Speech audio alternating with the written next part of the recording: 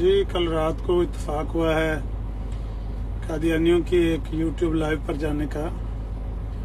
کسی ساتھی نے انویٹیشن لنک بھیجا تھا تو وہاں جا کر دیکھا وہی دیری نہ بیماری، وہی نہ محکمی دل کی، علاج اس کا وہی آب نشاط انگیز ہے ساقی. وہی گھسی پٹی باتیں ہیں، وہی پرانی روش، چھوٹے سے لے کر بڑے مربی تک سارے وہی باتیں کرتے ہیں. مرزا صاحب نے ہندوستان میں آ کے اسلام کو بچا لیا. اسلام کو بالکل، جو عیسائی پادری تھے وہ سارے مسلمانوں کو کرسچن بنانا چاہ رہے تھے، عیسائی بنانا چاہ رہے تھے. مرزا صاحب نے آ کے تھام لیا. تو جب میری باری آئی تو میں نے کہا کہ ہاں، ایک تو مجھے آپ کی اس گفتگو پر کمنٹ کرنا ہے، اور دوسرا یہ ہے کہ ایک سوال ہے بڑا اہم جو کافی عرصے سے میرے ذہن میں ہے، وہ میں اس کا سوال بھی پوچھنا چاہ رہا ہوں. تو جب میں نے یہ کمنٹ کیا کہ بھئی آپ کے مرزا صاحب نے عیسائیوں کا مقابلہ جو کیا وہ فتح مسیح کے سوالوں کے جواب پڑھ لیں، سراج الدین عیسائی کے 4 سوالوں کے جواب پڑھ لیں، یا اسی طرح سے دیگر کرسچنوں کے ساتھ جو ان کی گفتگو ہے، وہ عیسیٰ علیہ السلام کو گالیاں دینے میں صفحے کالے کیے ہوئے ہیں. کسی سوال کا جواب تو انہوں نے دیا نہیں ہے. لیکن پھر بھی اگر بڑے سے بڑا کارنامہ ان کا آپ بتائیں گے تو وہ یہ ہے کہ مرزا صاحب نے ایک مناظرہ کیا تھا ایک کرسچن سے. ٹوٹل 5 مناظرے کیے ہیں، سیرت المہدی میں ان کے بیٹے نے لکھا ہے. ایک مناظرہ انہوں نے کرسچن سے کیا تھا، ایک ہندو سے کیا تھا، اور 3 مسلم علماء سے کیا تھا. 5 مناظرے کیے. تو میں نے کہا وہ جو کرسچن سے مناظرہ کیا تھا عبداللہ آتم سے، اس میں مرزا صاحب نے مناظرے کے بعد اپنا سالہ عیسائی کروا لیا. وہ یوسف پٹھان جو مرزا صاحب کی طرف سے شرطیں طے کرنے گیا تھا وہ عیسائی ہو گیا. وہ جنڈیالے کے مسلمان جنہوں نے مرزا صاحب کو اپنا نمائندہ بنا کے ان کے سامنے کھڑا کیا تھا، امرتسر کے عیسائیوں کے سامنے، وہ منشی اسماعیل وغیرہ، وہ سارے عیسائی ہو گئے. بعد میں یہ مرزا صاحب کا مرید خاص ہے مفتی صادق، ان کا بیٹا مفتی منظور، وہ بھی مفتی تھا، وہ بھی عیسائی ہو گیا.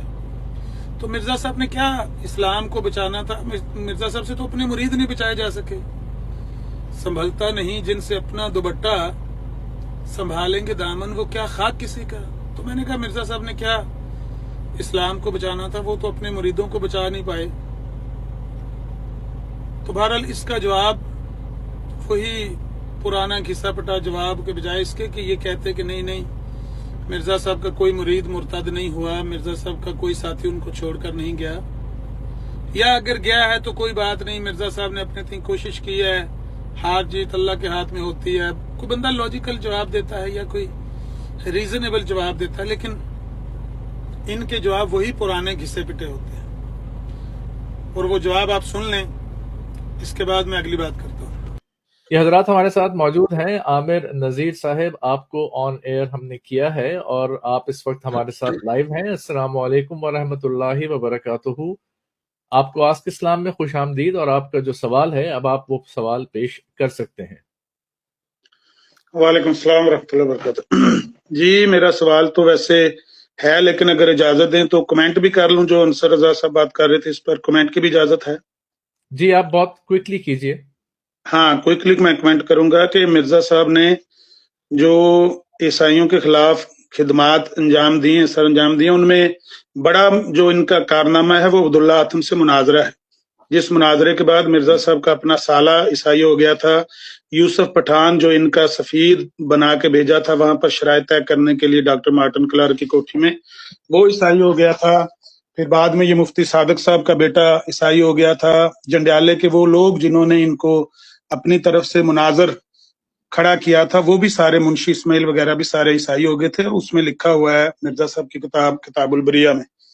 تو یہ تو ان کی کارکردگی. عبداللہ آتھم کا انہوں نے پیش کیا ہے واقعہ، لیکن یہ بھول گئے ہیں کہ بنیاد مرزا صاحب نے اس بات پر رکھی ہے کہ عیسیٰ علیہ السلام جو عیسائیوں کے نزدیک خدا ہیں، خدا کے بیٹے ہیں. حضرت مرزا صاحب کا سب سے بڑا کارنامہ یہ ہے کہ انہوں نے مسیح کی وفات کا اعلان کیا. اور واقعہ یہ ہے کہ عیسائی کہتے ہیں کہ یہودیوں نے صلیب پر ان کو چڑھایا، اس کے بعد وہ مر گئے اور پھر وہ 3 دن جہنم میں رہے اور آسمان پر چلے گئے. حضرت مرزا صاحب نے آ کے قرآن شریف سے اور حدیث سے، تاریخ سے، سیرت سے، ہندوستان کی تاریخ سے، بدھ مذہب کی کتابوں سے، طب کی کتابوں سے یہ سارا ثابت کیا ہے۔ اس کی تفصیل میں اس وقت جانے کا موقع نہیں کہ حضرت مسیح علیہ السلام صلیب پر چڑھائے گئے، پھر اللہ تعالیٰ کی خاص فضل سے وہ صلیب سے اتارے گئے، ان کا علاج کیا گیا، وہ صحت یاب ہو گئے، وہ کشمیر میں تشریف لائے اور یہاں آ کر انہوں نے وفات پائی۔ اگر یہ بات درست ہے کہ عیسائیت کا عقیدہ غلط ہے اور مسیح علیہ السلام صلیب پہ بچ گئے ہیں، تو یقین کیجئے عیسائیت کا کچھ بھی نہیں بچتا۔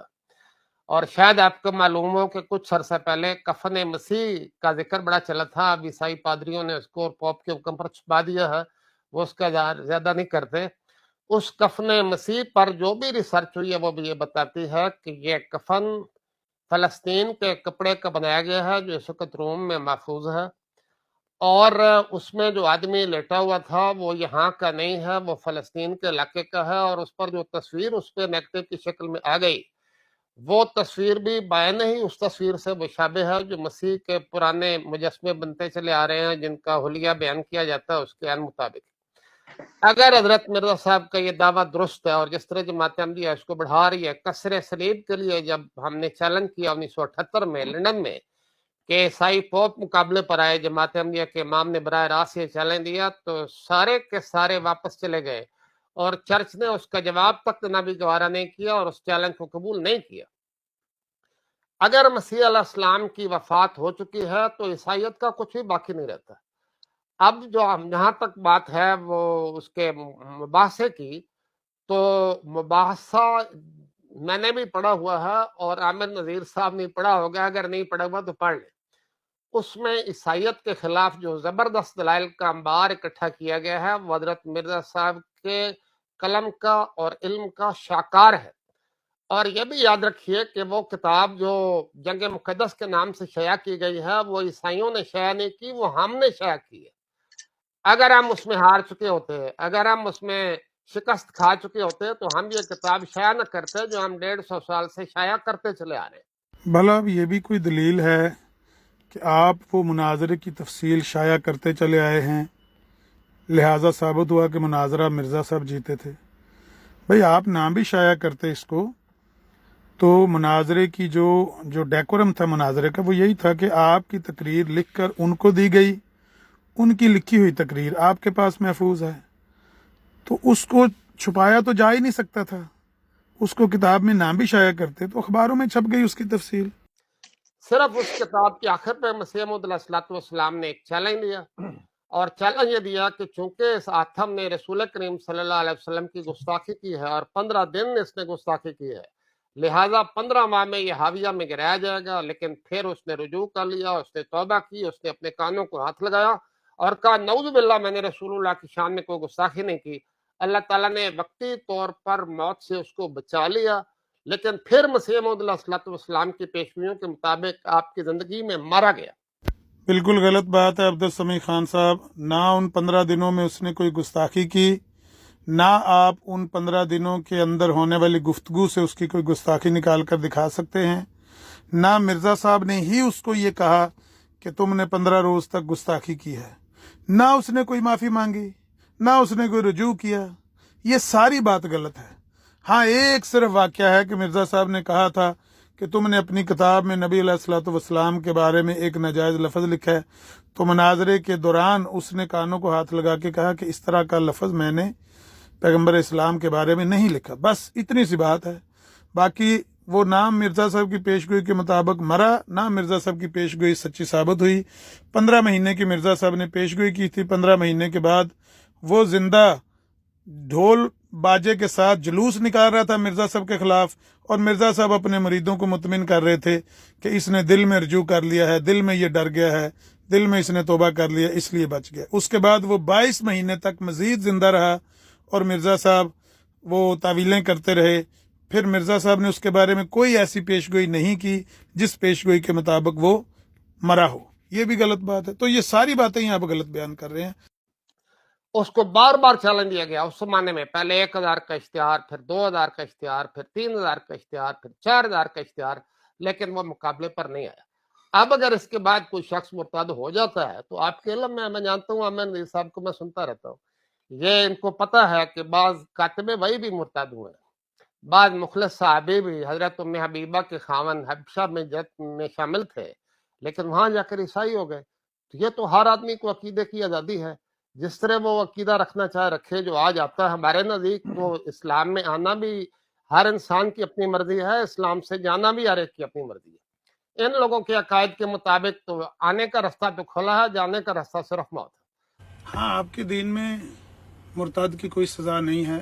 یہ جو نیا دین آپ نے گھڑا ہے نا مرزا صاحب کے بعد، مرزا صاحب کے دین میں بھی مرتد کی سزا قتل ہی ہوا کرتی تھی۔ ہمارے دین میں تو مرتد کی سزا قتل ہے، مرزا صاحب کے دین میں بھی مرتد کی سزا قتل تھی۔ کہاں لکھا ہوا ہے؟ اسی ڈاکٹر عبدالحکیم پٹیالوی کو مرزا صاحب نے لکھا ہوا ہے کہ مرتد کی سزا قتل ہے۔ جس ڈاکٹر عبدالحکیم پٹیالوی کو مرزا صاحب نے یہ لکھا کہ خدا نے میرے پر یہ ظاہر کیا ہے کہ جس کو تیری دعوت پہنچی اور اس نے تجھے قبول نہیں کیا وہ مسلمان نہیں ہے، اسی کو خط میں مرزا صاحب نے یہ بھی لکھا کہ مرتد کی سزا قتل ہے۔ لیکن بہرحال ہر روز بدلتے رہتے ہیں کفار کی پوجا کے مرکز، پر مومن کا قبلہ و کعبہ ایمان نہ بدلا جائے گا، بدلے گا زمانہ لاکھ مگر قرآن نہ بدلا جائے گا۔ ہمارا مسلمانوں کا وہی عقیدہ ہے جو 1400 سال سے ہے۔ آپ کے تو روز عقائد بدلتے ہیں، روز آپ کا ایمان بدلتا ہے، روز آپ کے نظریات چینج ہوتے ہیں۔ مرزا صاحب جو عقیدہ رکھتے تھے اس میں مرتد کی بہرحال سزا قتل تھی۔ تو اگر کسی کو سمجھ نہیں آئی، اگر کوئی بدقسمتی سے مرتد ہوتا ہے تو پھر اس کی مرضی ہے، کوئی حرج کی بات نہیں۔ لیکن کیا اس کے بعد دنیا میں عیسائیت نہیں پھیلی؟ میں افریقہ میں رہ کے آیا ہوں، لاکھوں کی تعداد میں عیسائی آج بھی احمدی ہیں۔ ابھی ہمارا جلسہ سالانہ کھانا ہوا ہے، وہاں پہ 40,000 لوگ ہمارے سالانہ جلسے میں شریک ہوئے ہیں۔ اگر آپ نے اس کی تصویر دیکھی ہے تو بڑی اچھی بات ہے، نہیں دیکھی دیکھیں حیران رہ جائیں گے۔ ان سب نے سفید لباس پہنے ہوئے، اور ہمارے حضور خلیفۃ المسیح حضرت مرزا مسرور احمد صاحب وہ لندن سے خطاب کر رہے ہیں اور 40,000 لوگ اپنے رومال، سفید رومال لہرا کر ان کا استقبال کر رہے ہیں اور ان کو دعوت دے رہے ہیں۔ تو ایک وقتی واقعہ میں ہو سکتا ہے چند لوگ مرتد ہو جائے، مجھے اس میں کوئی اعتراض نہیں، ہر آدمی کا حق ہے۔ آپ کو پتا عبداللہ بن ابی سرا مرتد ہو گیا تھا۔ ہاں جی، اس نے فتح مکہ کے بعد اسلام قبول کر لیا تھا، مجھے پتا ہے۔ اور بھی آتے رہتے۔ ایک صحابی رسول کریم صلی اللہ علیہ وسلم کے پاس آیا اور اس نے کہا جی میں مسلمان ہوا تھا لیکن اب میں بیمار ہو گیا ہوں، میری بات واپس کریں۔ رسول کریم صلی اللہ علیہ وسلم نے اسے قتل نہیں کرایا اور فرمایا تمہاری بات واپس کی جاتی ہے، تم جاؤ، اور پھر تھوڑے عرصے بعد وہ مر گئی۔ ایسی کوئی حرج کی بات نہیں، ہر آدمی کو آنے کی آزادی ہے۔ میں کیوں ذمہ لوں کسی کا کہ فلاں کیوں آیا اور کیوں گیا؟ یہ ان کو مذہبی آزادی کا حق ہے جو اسلام نے دیا۔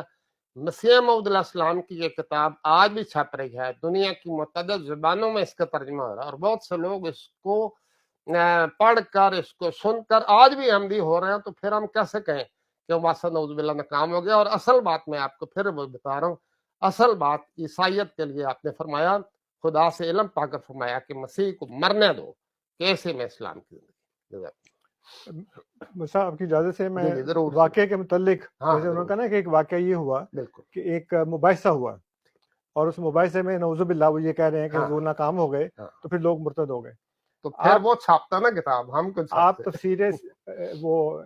تفسیر جو ہے ابن کثیر وہ اٹھا کے دیکھ لیں، اور میں بھی ہوگا یہ واقعہ، میں نے وہاں پہ پڑھا ہے۔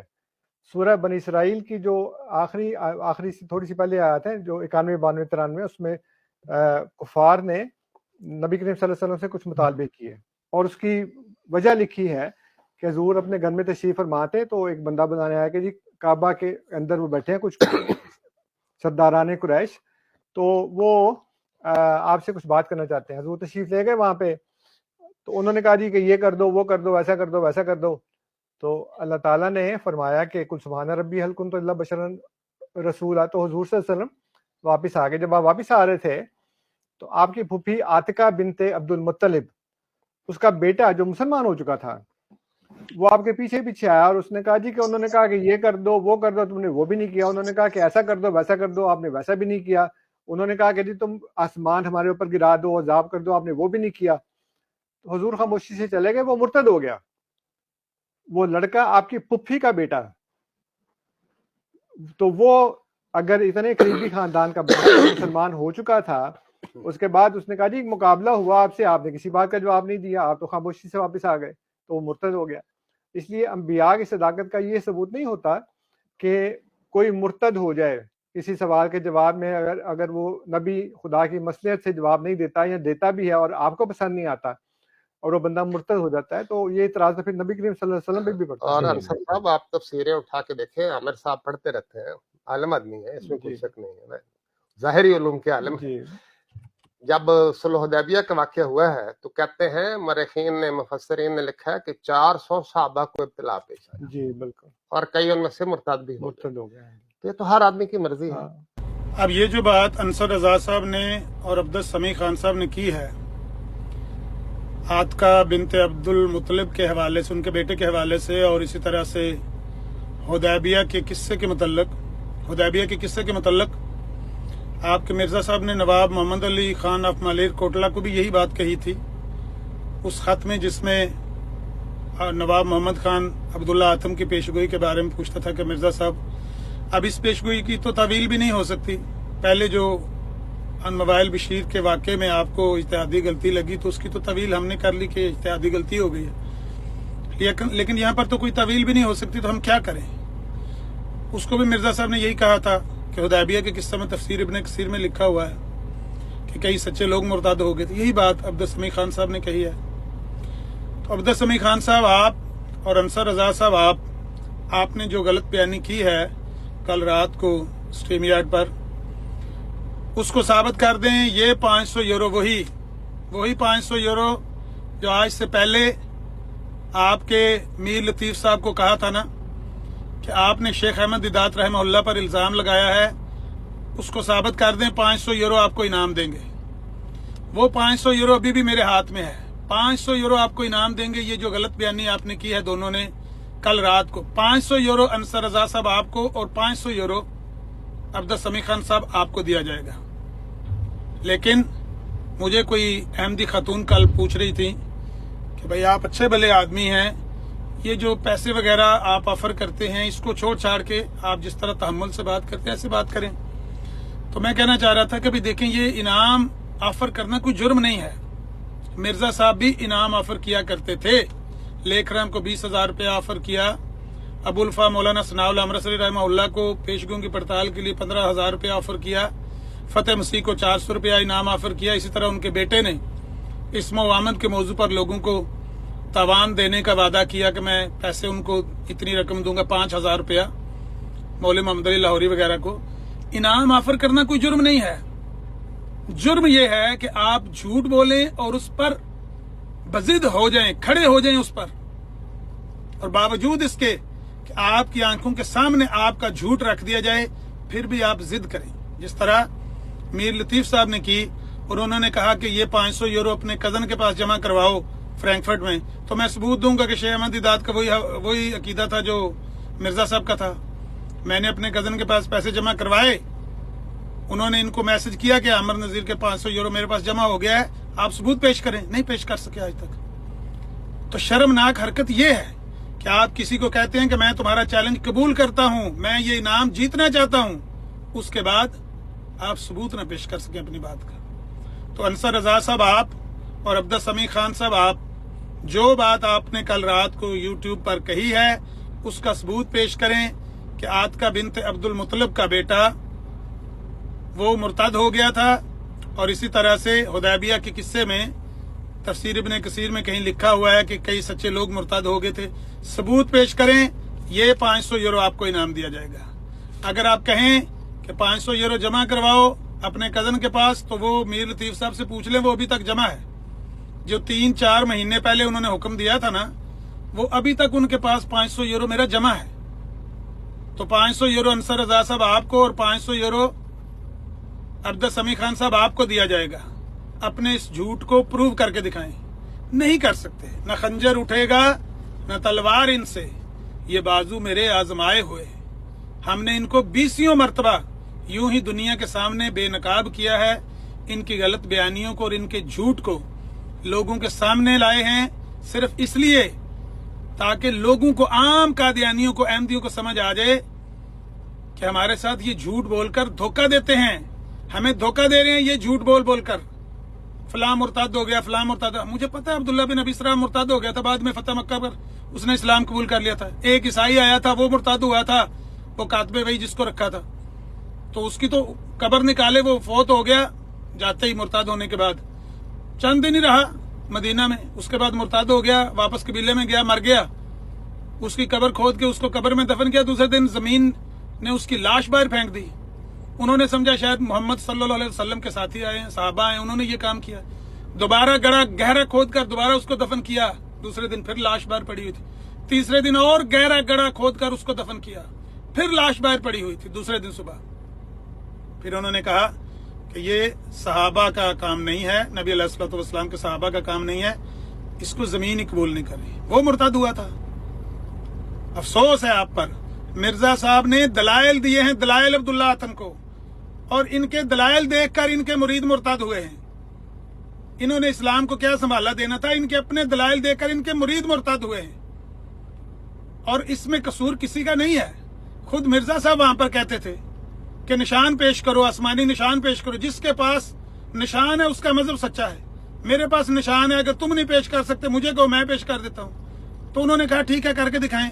उन्होंने 3 हैंडीकैप्स माजूर अफराद इनके सामने बिठा के कहा कि ये नाबीना है, ये गूंगा है, ये लंगड़ा है, इनको सही करके दिखाएं, हम आपकी हर शर्त मानने के लिए तैयार हैं। फबोहितल्लज़ी कफर का मिस्ताक बने मिर्जा साहब उसका मुंह देख रहे थे, अब्दुल्ला आतम का, डिप्टी मास्टर क्लार्क वगैरह का। तो इसमें मिर्जा साहब की अपनी गलती है, अपनी कमजोरी है। इनके पास दलाइल नहीं थे, बेइल्म आदमी थे, तो वहां से शिकस्त खा के आए हैं।